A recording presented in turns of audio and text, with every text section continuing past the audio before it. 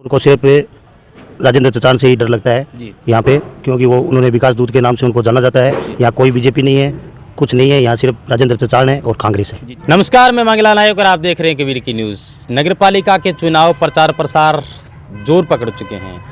होना भी चाहिए क्योंकि लोकतंत्र का ये पर्व है। 5 साल बाद लोगों को मौका मिलता है अपने अपने पसंदीदा कैंडिडेट को चुनने का। जी हाँ, आज हम वार्ड नंबर 9 में मौजूद हैं और मेरे साथी मुकेश जोशी इस वार्ड से चुनाव लड़ रहे हैं। मैं आपको बता देता हूं आपकी जानकारी के लिए, टोटल 1030 वोट है इस वार्ड में। 5 उम्मीदवार है, जिसमें से 2 निर्दलीय उम्मीदवार है, एक माकपा की तरफ से प्रत्याशी है और एक मुकेश जी जोशी कांग्रेस के हैं और बीजेपी के। बड़ी दिलचस्प बात यह है कि नौर नगर पालिका के 40 वार्डों के मत डलने हैं 28 तारीख को। ऐसे में भाजपा एक तरफ तो ये दावा कर रही है कि हमारा इस बार बोर बैठेगा, और दूसरी तरफ अगर उनकी बात की जाए तो सिर्फ 7 ऐसे उम्मीदवार हैं जिनको भाजपा ने अपने चुनाव पर खड़ा किया है। यानी कि उनका जो सिंबल है वो फूल का निशान है, कमल का फूल जो बीजेपी का है। ऐसे में क्या क्यास लगा जाए? क्या बीजेपी वास्तव में मैदान छोड़ गई है? क्या समर्थित उम्मीदवार घोषित करके लोगों को ये गुमराह करने की कोशिश है? क्या वास्तव में इस बार राजेंद्र चचान चेयरमैन का जो गुट है वो बीजेपी पर भारी पड़ेगा? ये तो तमाम लोग दबाव देंगे और निश्चित तौर से यही कयास लगाए जा रहे हैं कि इस बार कुछ ना अलग होगा, कुछ ना कुछ अलग होगा। ऐसे मुकेश मिश्रा मेरे साथ मौजूद है, मुकेश जोशी सॉरी। मुकेश भाई, सबसे पहले तो आपका हमारे चैनल में बहुत बहुत स्वागत और धन्यवाद। नमस्कार।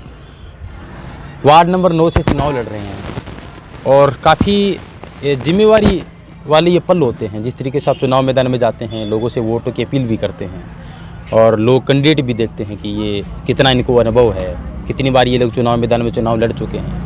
तो सबसे पहले दर्शकों जरा ये बताइए कि पीछे का कोई बैकग्राउंड आपका, कोई राजनीति करियर रहा है या नहीं रहा? राजनीति परिवार में हमारे परिवार से 2 मेंबर रहे हैं और इस बार मैं अपना चुनावी किस्मत आजमा रहा हूँ। वार्ड के सभी प्रमुख लोगों ने एक मीटिंग रखी, उसमें ये तय किया कि अब की बार हम कोई युवा कैंडिडेट को वार्ड में उतारेंगे और जो अपने वार्ड की मूलभूत सुविधाओं का देख रेख कर सके और अपने वार्ड का विकास करवा सके। जी।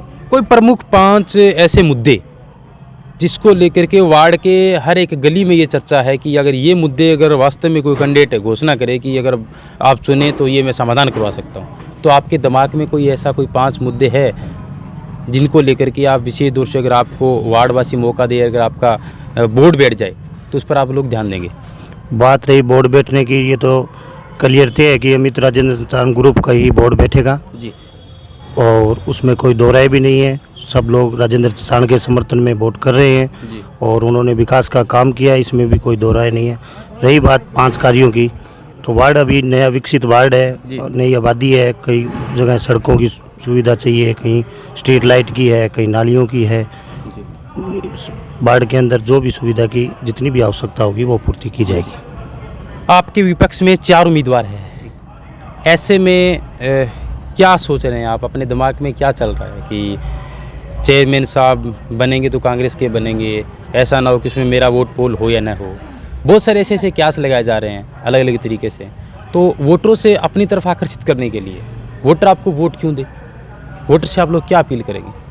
वोटर से अपील यही है कि आपने पहले भी इनका भाजपा समर्पित उम्मीदवार जो खड़े कर रखे हैं वो मेरुनी सटाक ग्रुप है। उन्होंने काफ़ी साल तक नौर में नगर पालिका में राज किया, तो उनका काम भी लोगों ने देखा।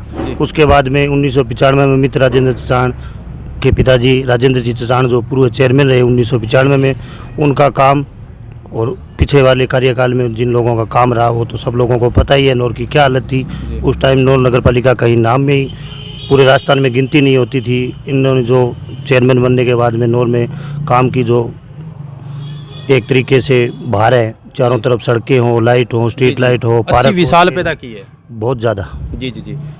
बीजेपी के जो समर्थित उम्मीदवार है, महज 7 ऐसे उम्मीदवार हैं जो अपने सिंबल पे चुनाव लड़ रहे हैं। ऐसे में क्या लग रहा है आपको कि बीजेपी बौखला गई है या फिर बीजेपी के पास कोई ठोस उम्मीदवार नहीं बचा, या फिर वोटरों को गुमराह करने का काम किया जा रहा है?